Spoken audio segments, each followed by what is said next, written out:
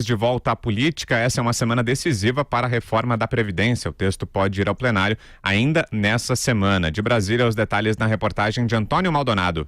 O relator da reforma da Previdência na comissão especial, deputado Samuel Moreira, apresenta nesta terça-feira o voto complementar com as mudanças que fez no parecer que já havia sido apresentado por ele. Antes, o parlamentar e o presidente da Câmara, deputado Rodrigo Maia, se reúnem com os governadores para tentar fechar um acordo em relação à inclusão de estados e municípios no texto da proposta. Eles querem que os comandantes estaduais, que também enfrentam dificuldades financeiras por conta do déficit previdenciário, exijam que os deputados aliados apoiem a reforma. E isso vale para os governadores, inclusive da oposição.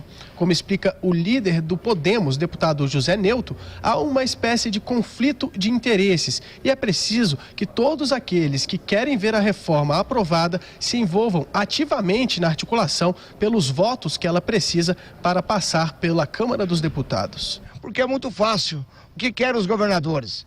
Casados, levando a vida de solteiro, não trazendo nenhum voto para a reforma da Previdência. E mais ainda, criticando lá na base os parlamentares nossos que querem construir uma nova Previdência para o Brasil. A expectativa era que o voto complementar do deputado Samuel Moreira já tivesse sido apresentado e lido na última quinta-feira. O atraso do cronograma, no entanto, não deve atrapalhar os planos de ver o texto aprovado pela comissão especial e encaminhado pelo plenário ainda nesta semana. Essa é a avaliação, inclusive, do presidente do colegiado, deputado Marcelo Ramos. Nós temos uma chance histórica de dar um passo significativo no necessário equilíbrio fiscal do nosso país, e nós não podemos fazer isso pela metade.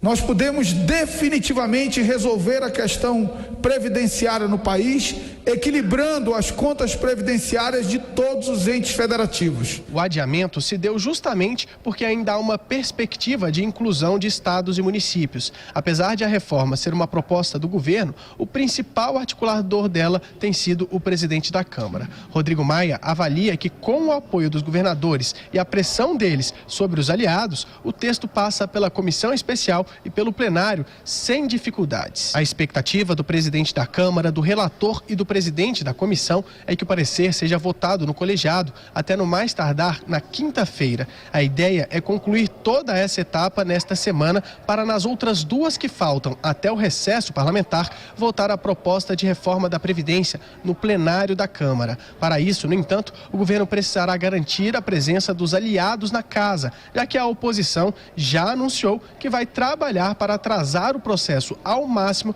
apresentando o chamado kit obstrução. De Brasília, Antônio Maldonado.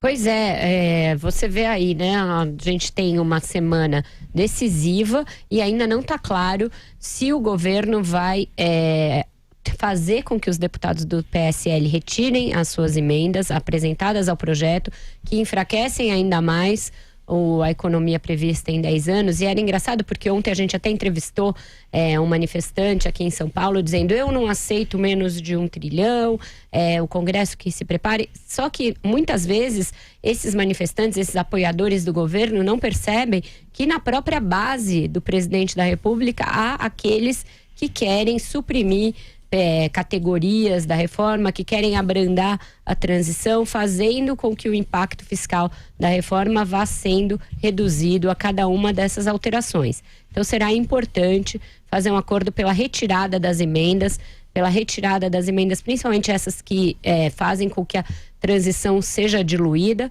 e aí sim apertar os prazos para que se tente votar antes do recesso.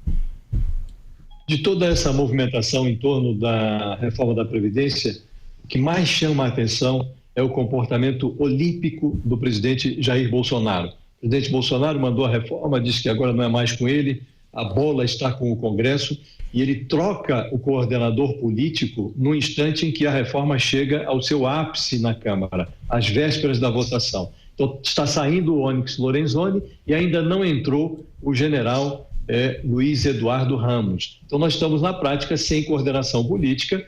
Onyx Lorenzoni assumiu compromissos com os parlamentares, sobretudo do Centrão, compromisso de liberação de emendas, e os parlamentares agora não têm segurança se esses compromissos serão cumpridos, liberação de 10 milhões em emendas antes da votação, 10 milhões no dia da votação, tudo isso está num limbo e o presidente não dá a menor sinalização se vai respeitar o compromisso do Onyx, se não vai respeitar. É neste meio de campo conturbado que a reforma chega à sua reta final na Câmara dos Deputados. Josias, e até por causa dessa indefinição do ponto de vista das negociações políticas, é que não se sabe ao certo quais as mudanças que ainda poderão vir no relatório que deve ser lido amanhã, se houver algum entendimento com estados e municípios. A prorrogação, o adiamento foi exatamente em função disso, reuniões aconteceram no final de semana, até agora nada definido. O governo também não se preocupa muito com essa questão, eu falo de governo no sentido do executivo, não a equipe econômica, que quer ver uma situação muito melhor das contas públicas no geral, incluindo não só o governo federal, mas também estados e municípios. Seria importantíssimo que houvesse essa inclusão, mas em relação àquelas alterações até de bases, de bancadas que fazem parte do governo, e a negociação agora vai correr por conta de deputados que assumiram esse papel lá no Congresso e tentam minimizar qualquer pressão. Inclusive, Paulo Guedes tem mandado recado para que a bancada evite fazer qualquer emenda agora para haver alguma chance de votação em plenário na Câmara antes do recesso. O que parece difícil porque eles já perderam vários dias com essa prorrogação e a oposição ainda promete obstrução da forma como for possível para adiar mesmo a votação.